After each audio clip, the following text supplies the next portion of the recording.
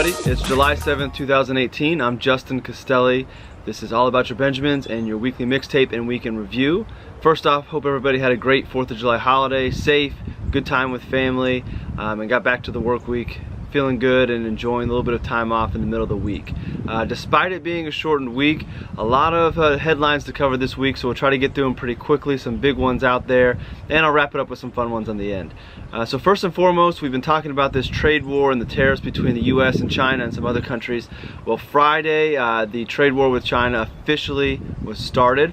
Both sides levied $34 billion in tariffs on exports, threatening with more to come. It sounds like this may last longer than originally anticipated. Some experts are thinking it may go into next year. That'll, we'll have to wait to see if that happens.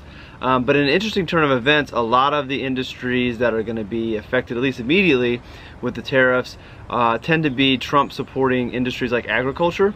So it'll be interesting to see if those supporters change their views on how they feel about the president, since their industry right now is the one feeling the brunt from these trade wars, being that China's levying a lot on products from farmers in the agriculture world. You may have thought that the markets would have reacted negatively to this news. We've talked about the short-term reaction to the market as more information comes out over the last few weeks about the tariffs and trade wars. Well, the market actually kind of shrugged it off and ended the day up on Friday. Short-term reaction, so don't put too much into it. My 2 cents says, I think that this will be more like the debt ceiling conversations and government shutdowns, that early on, not a lot of market reaction, not a lot of nervousness, but the longer this persists and we see the impact of it on our economy and in different areas of the markets, then we might start to see some nervousness come back and the markets may react negatively. But the day of the trade war starting, you may have thought the market was going to be down, and it's actually up. And one of the reasons that may be is that the markets overlooked the trade war because we had a good jobs report. On Friday, 213,000 jobs were added in June. The report came out stating that, and unemployment actually kicked up. So if you remember, last time unemployment was at 3.8%, the lowest it had been in years. It actually ticked up to 4%.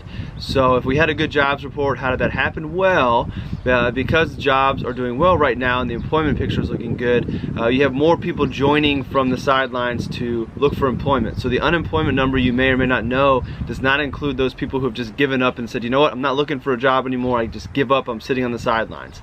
Well, with the unemployment picture looking better, you have some of those people coming back, along with some graduates and things of that sort, but the pool of people looking for jobs is now larger, which, even though we're adding jobs, means the percentage ticks up a lot. I wouldn't put too much into that.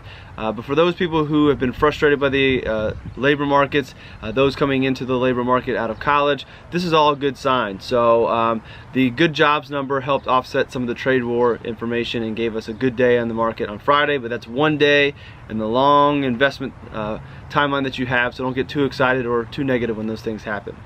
Continuing some political news, Scott Pruitt resigned as the chief of the EPA.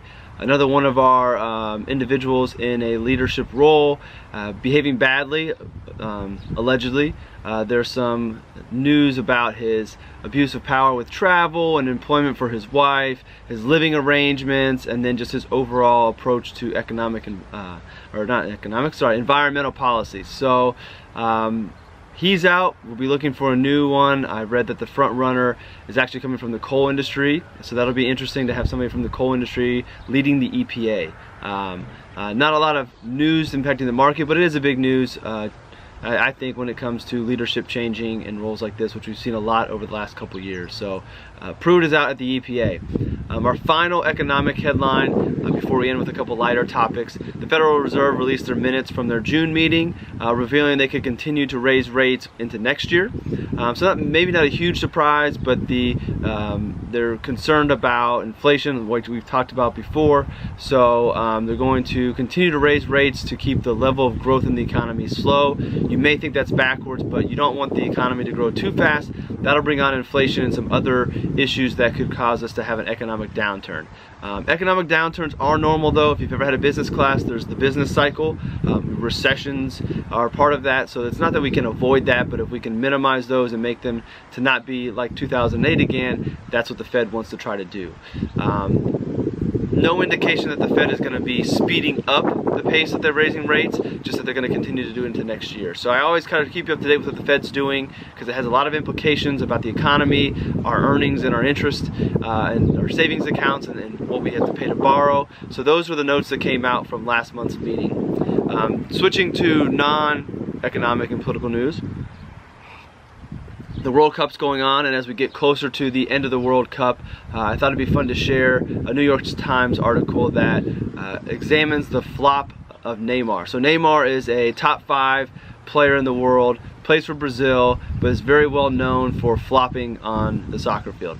Now, you may say what's the surprise? Soccer players are known for flopping, and they are, but Neymar takes it to a new level. So this article examines how he flops and some of the stuff that was going around on social media making fun of his antics.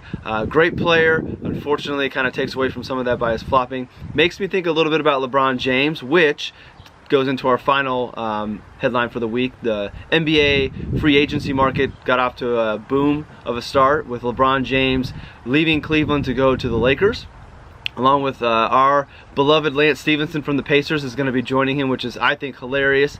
If you look back over the handful of years of the Pacers versus Cavs in the playoffs and the way that Lance Stephenson has tried to get under LeBron's skin, but it must have made an impression on him, because I'm sure LeBron had say in Lance going to the Lakers. So that was the big news last week, LeBron joining the Lakers. Have been some other big signs. The Warriors have signed some people and boosted up their team. So it looks like the NBA free agency market is going to make the summer exciting.